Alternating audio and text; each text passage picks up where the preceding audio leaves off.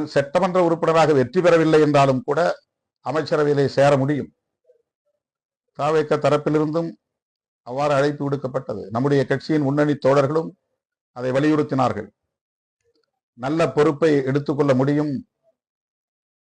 அதன் பிறகு திருச்சி கிழக்கில் கூட நீங்கள் போட்டியிட முடியும் என்றெல்லாம் கருத்துக்கள் சொல்லப்பட்டன.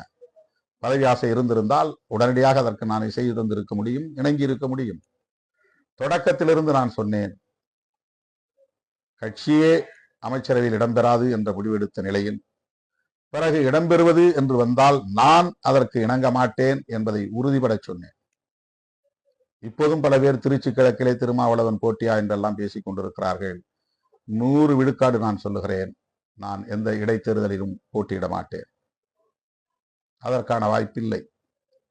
அதனை நான் ஏற்கனவே திரு விஜய், தமிழகத்தின் முதலமைச்சர் திரு விஜய் அவர்களிடத்திலே தெளிவுபடுத்தி விட்டேன். ஆக அதிலே எனக்கு உடன்பாடு கிடையாது. அமைச்சராக வேண்டும் என்ற ஆசை இல்லை. தோழர்கள் என்னை வற்புறுத்தியது உண்மைதான்.